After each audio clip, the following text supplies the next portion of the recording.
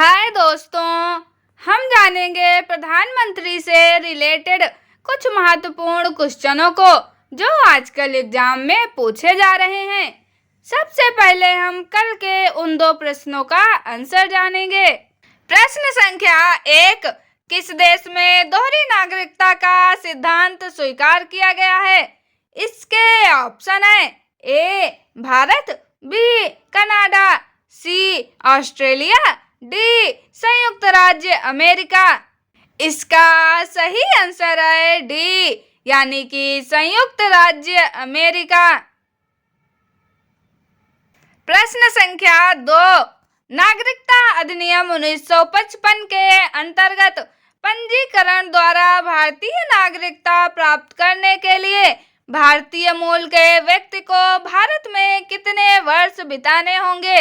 इसके ऑप्शन है ए 5 वर्ष, बी 3 वर्ष, सी 7 वर्ष, डी 9 वर्ष। इसका सही आंसर है सी, यानी कि 7 वर्ष। अब चलते हैं आज के प्रश्नों की ओर।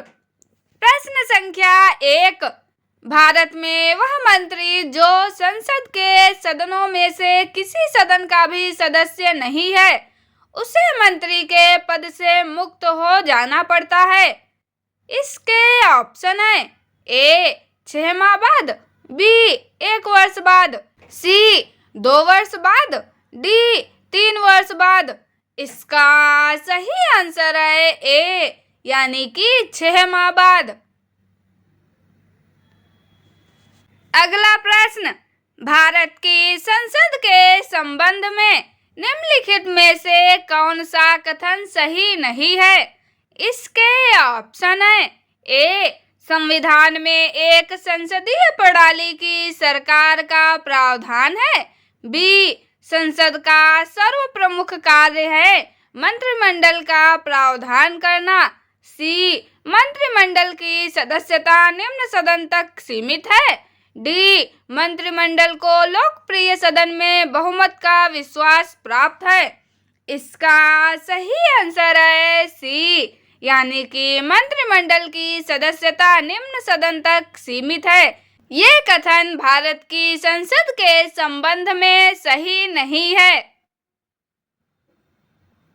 अगला प्रश्न, मंत्रिपरिषद सामूहिक रूप से निम्न में से किसके प्रति उत्तरदायी है? इसके ऑप्शन है ए प्रधानमंत्री के प्रति, बी राष्ट्रपति के प्रति, सी राज्यसभा के प्रति, डी लोकसभा के प्रति। इसका सही आंसर है डी, यानी कि लोकसभा के प्रति। अगला प्रश्न, केंद्रीय मंत्रिपरिषद के त्याग पत्र देने के उपरांत निम्नांकित में से कौन सी एक सही स्थिति नहीं है?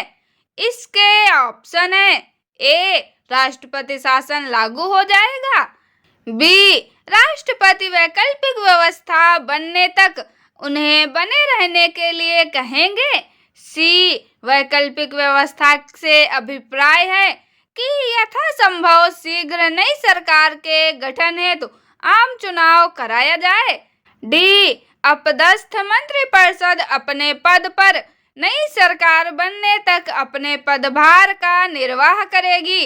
इसका सही आंसर है ए, यानी कि राष्ट्रपति शासन लागू हो जाएगा।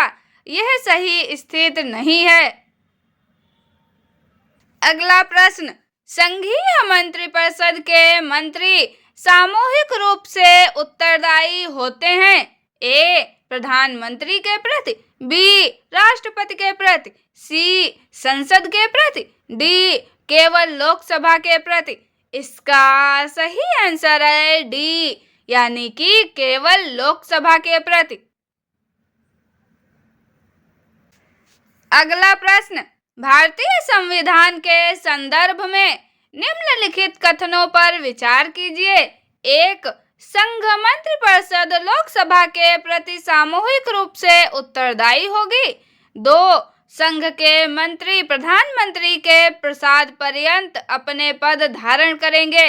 इसके ऑप्शन है ए केवल एक सही है, बी एक और दो दोनों सही हैं, सी ना तो एक ना तो दो सही है, डी केवल दो सही है।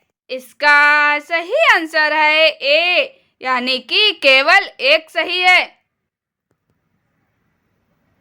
अगला प्रश्न, निम्नलिखित कथनों पर विचार कीजिए। एक, केंद्र में मंत्रिपरिषद संसद के प्रति सामूहिक रूप से उत्तरदायी होगी। दो, संघीय मंत्री भारत के राष्ट्रपति के प्रसाद पर्यंत पद धारण करेंगे। तीन, विधि निर्माण हेतु प्रस्ताव के बारे में प्रधानमंत्री राष्ट्रपति को सूचित करेगा। उपयुक्त कथनों में से कौन सा सही है? इसके ऑप्शन है ए केवल एक, बी केवल दो और तीन, सी केवल एक और तीन, डी एक दो और तीन। इसका सही आंसर है बी, यानी कि केवल दो और तीन सही हैं। अगला प्रश्न, निम्नलिखित में से किसका भारत के संविधान में तो स्पष्ट उल्लेख नहीं है पर परिपाटी के रूप में पालन किया जाता है? इसके ऑप्शन है ए, वित्त मंत्री को निम्न सदन का सदस्य होना चाहिए। बी, प्रधानमंत्री यदि निम्न सदन में बहुमत खो दे तो उसे त्याग पत्र दे देना चाहिए। सी, मंत्रिपरिषद में भारत के सभी भागों का प्रतिनिधित्व हो। डी, अपनी पदावधि की समाप्ति से पूर्व ही राष्ट्रपति और उपराष्ट्रपति दोनों के एक साथ पद त्याग करने पर संसद के निम्न सदन का अध्यक्ष राष्ट्रपति के कृत्यों का वहन करे। इसका सही आंसर है बी, यानी कि प्रधानमंत्री यदि निम्न सदन में बहुमत खो दे तो उसे त्यागपत्र दे देना चाहिए। अगला प्रश्न, निम्नलिखित में से कौन सा एक प्रस्ताव भारत में मंत्रिपरिषद रख सकती है? इसके ऑप्शन है ए, अविश्वास प्रस्ताव, बी, भर्त्सना प्रस्ताव, सी, स्थगन प्रस्ताव, डी, विश्वास प्रस्ताव।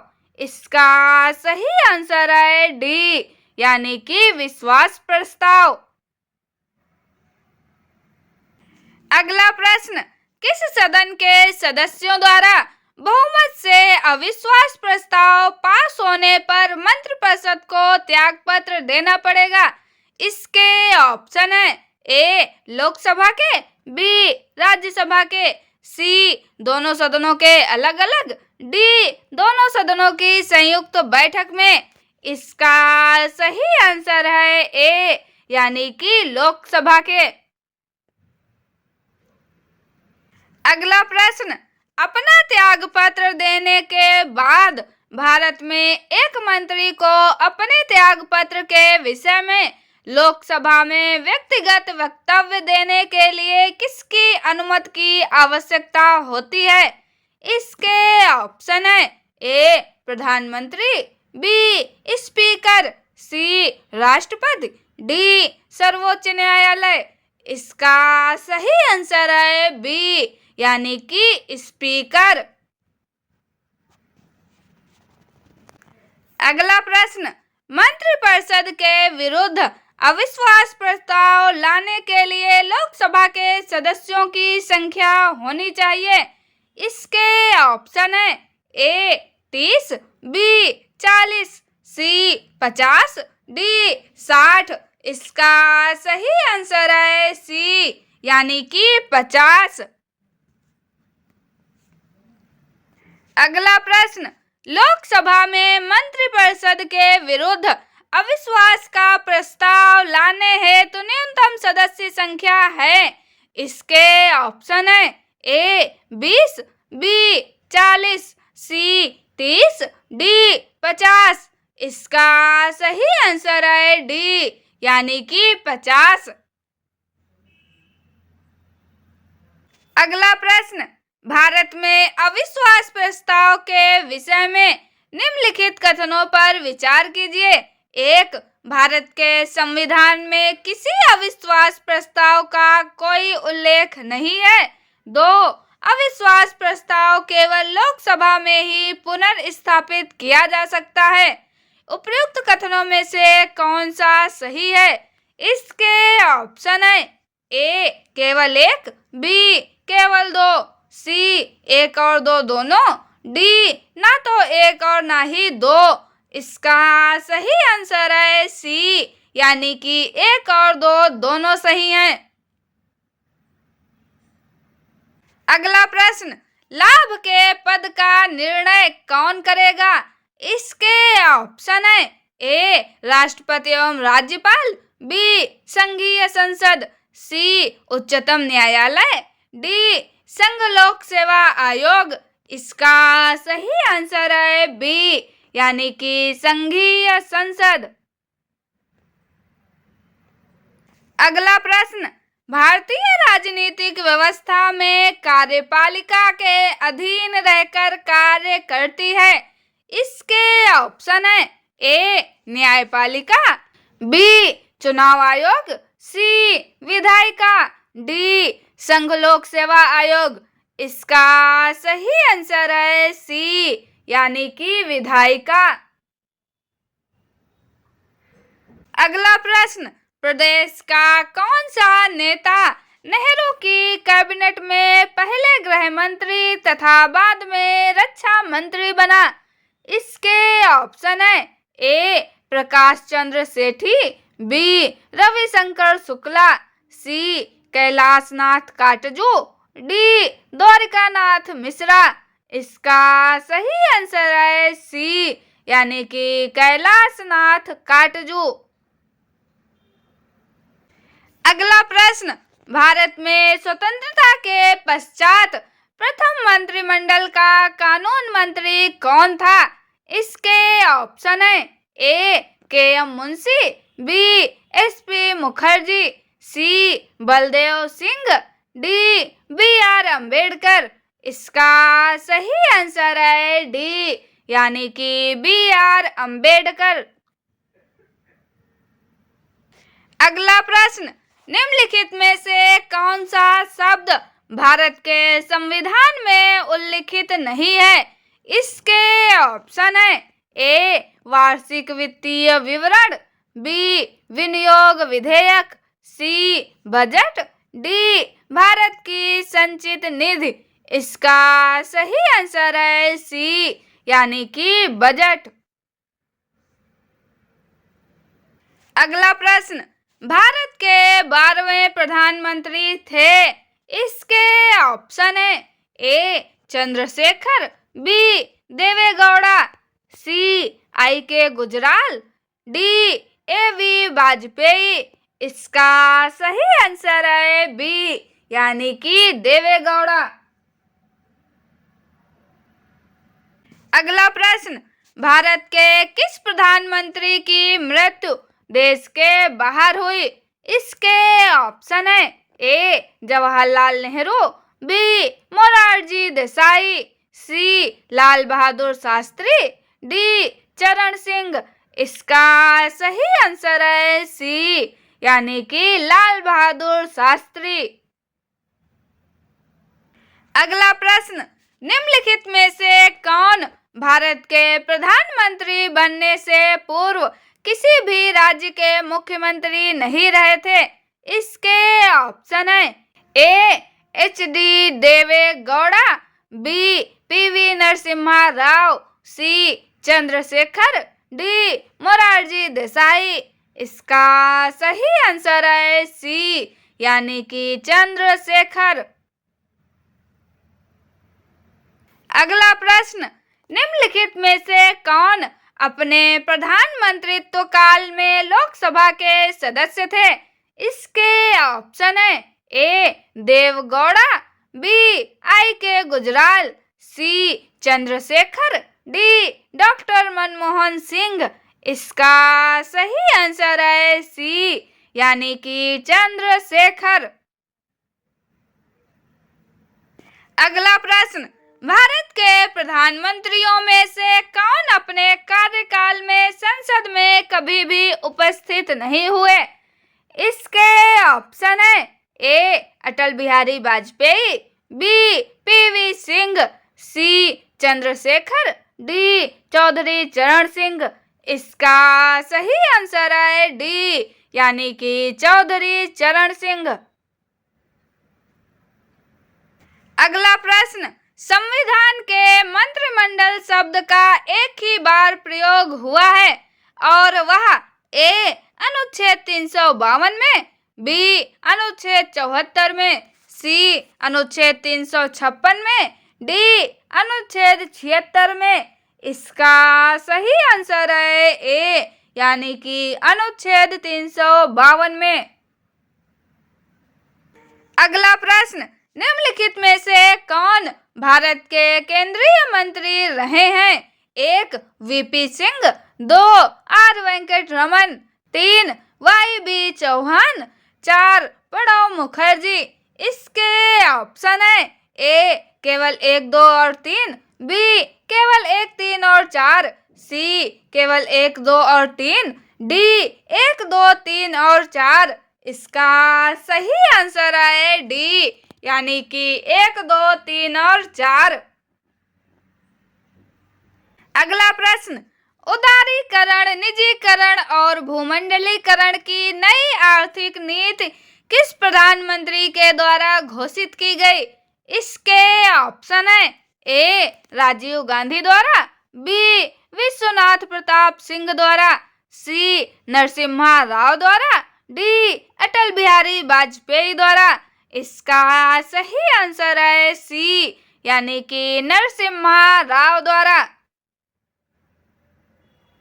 अगला प्रश्न, निम्नलिखित संविधान संशोधनों में से कौन सा एक बताता है कि मंत्रिमंडल में कुल मंत्रियों की संख्या प्रधानमंत्री को सम्मिलित करते हुए लोकसभा के सदस्यों की कुल संख्या के 15% से अधिक नहीं होगी?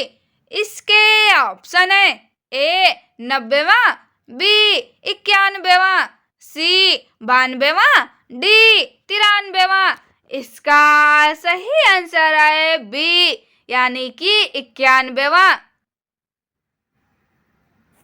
अगला प्रश्न, केंद्रीय सरकार के संदर्भ में निम्नलिखित कथनों पर विचार कीजिए। 1 15 अगस्त 1947 को केंद्र में मंत्रालयों की संख्या 18 थी। 2 वर्तमान में केंद्र में मंत्रालयों की संख्या 36 है। उपयुक्त कथनों में से कौन सा सही है?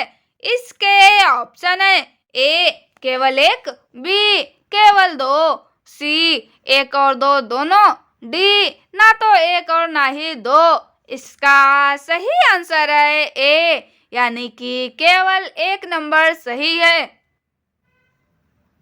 अगला प्रश्न, निम्नलिखित में से कौन सा आधिकारिक दस्तावेज भारत से संबंधित है?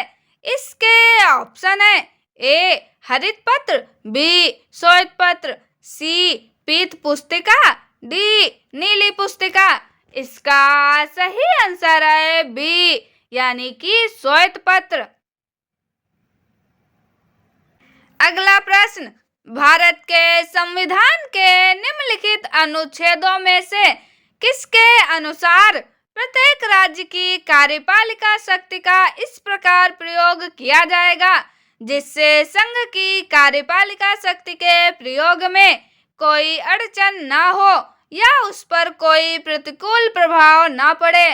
इसके ऑप्शन है ए अनुच्छेद 257, बी अनुच्छेद 258, सी अनुच्छेद 355, डी अनुच्छेद 35। इसका सही आंसर है ए, यानी कि अनुच्छेद 257। अब आगे के ये 2 प्रश्न आपके लिए हैं, इनका आंसर आपको कमेंट में बताना है। प्रश्न संख्या 1, संघीय मंत्रिमंडल का पुनर्गठन किसकी रिपोर्ट पर आधारित था? इसके ऑप्शन है A Gopal Swami Ayyangar, B K M Munshi, C T Krishnamachari, D B C Roy. प्रश्न संख्या 2, जय जवान जय किसान का नारा किसने दिया? इसके ऑप्शन है ए जवाहरलाल नेहरू, बी लाल बहादुर शास्त्री, सी चौधरी चरण सिंह, डी इंदिरा गांधी। इनका आंसर हम कल के वीडियो में जानेंगे। आपको ये कंटेंट कैसा लगा कमेंट में जरूर बताएं। चैनल को लाइक शेयर और सब्सक्राइब जरूर करें। मिलते हैं अगले वीडियो में। Thank you.